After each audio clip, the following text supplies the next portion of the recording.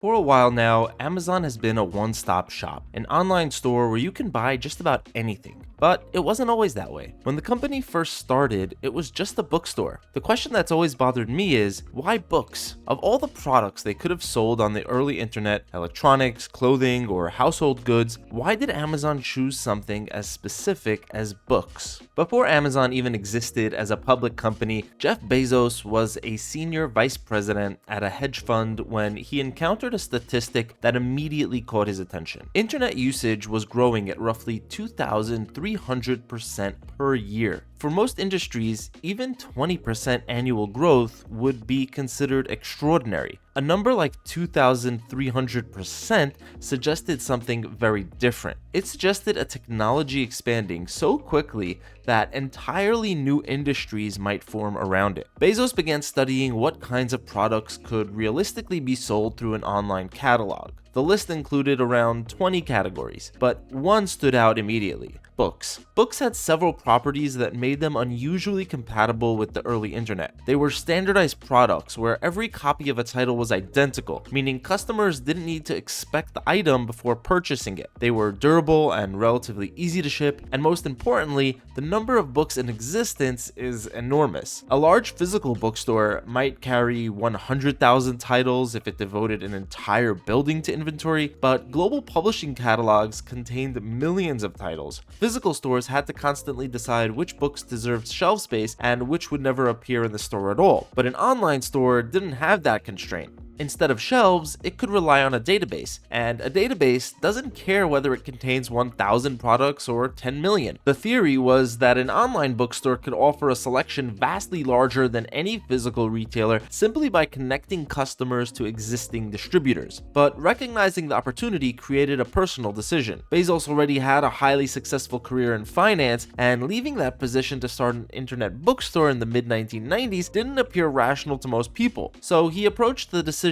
analytically. He imagined himself at 80 years old looking back on his life and asked which choice he would regret more: attempting an internet startup that might fail, or staying in finance while watching the internet transform the economy without him. Failure, he reasoned, would not be particularly painful decades later, but missing the opportunity entirely almost certainly would be. Bezos later called this thought experiment the regret minimization framework, and it led him to leave his career in hedge funds to start an online retail company. He and his wife Mackenzie Scott moved to Seattle, the home of Microsoft and a city with strong engineering talent. At the time, it was also very close to some major book distributors. During the drive across the United States, Bezos drafted the early version of the company's business plan. The company was briefly named Cadabra before Bezos changed it to Amazon, referencing the world's largest river and reflecting his ambition to build the largest bookstore on Earth. When Amazon launched its website in July 1995, operations were still extremely small. The company worked out of a rented house in Bellevue, Washington, where the garage served as the first packing and shipping area. Early employees built makeshift packing tables from wooden doors placed on sawhorses, while orders were processed through a newly built website designed by the company's first engineer, Shel Kafan. From the customer's perspective, the system looked surprisingly polished. Visitors could search for books, read descriptions, and place orders through a simple interface. But behind the scenes, many processes were still manual. Employees often ordered books from distributors only after a customer placed a purchase and then packed the shipment once the inventory arrived. Despite these improvised systems, something important began happening almost immediately after the site launched. Orders began arriving from all across the United States. Within weeks, Amazon was shipping books to customers in all 50 states and dozens of other countries. The internet had removed the geographic limits that defined traditional retail. But offering millions of titles created another problem. Customers needed a way to discover books they didn't already know existed. Amazon addressed this with one of its earliest technological innovations, a recommendation system based on patterns in customer purchases. If large numbers of people bought two books together, the system could identify that relationship and suggest the second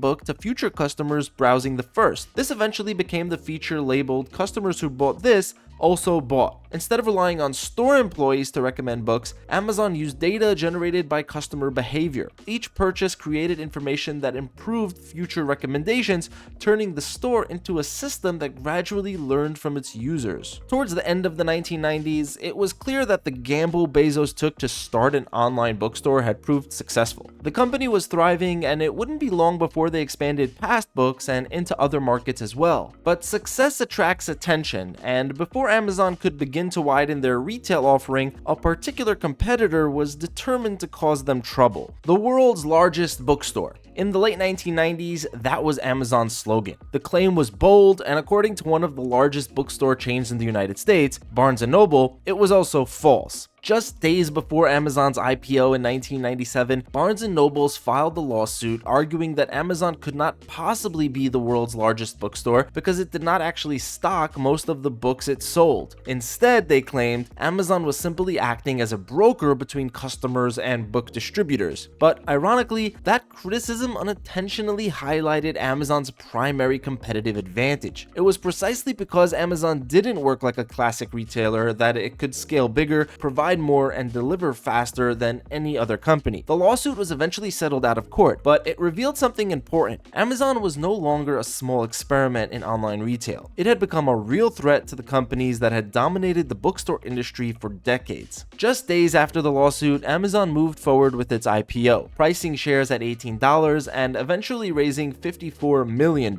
At the time, the company was still losing money, which raised doubts among analysts, but Bezos made it clear in his first shareholder letter that Amazon would prioritize long-term market leadership over short-term profit. The company would reinvest heavily into warehouses, software systems, and customer experience rather than aiming for immediate earnings. Bezos wanted Amazon to be the best before it became the richest. However, that strategy soon faced its first major test. By the late 1990s, investors had poured enormous amounts of capital into internet startups. Many of these companies had ambitious ideas but little operational infrastructure. When the dot-com bubble collapsed in 2000, hundreds of internet businesses disappeared almost overnight. While companies like Pets.com vanished within months, Amazon didn't just survive, they continued to grow. The reason was that while many startups focused primarily on marketing and investor enthusiasm, Amazon had spent its capital building logistics networks, fulfillment systems, and a large base of customers. It had built a functioning retail machine rather than simply a website. But the system they built wasn't limited to Amazon itself. The company had quietly developed the parts required to run online commerce at national scale: warehouses, distribution networks, recommendation algorithms, and software capable of managing an enormous catalog of products. Once that infrastructure existed, a new possibility began to emerge. If Amazon already had the technology and logistics required to run a massive online store, then perhaps that system didn't need to sell only Amazon's own products. Other businesses could potentially use the same tools. And that idea would eventually transform Amazon from a retailer into something much larger. Because once thousands of independent sellers began plugging into the system, Amazon would no longer just be a store. It would become a platform. To find out how the story continues, carry on with part 2.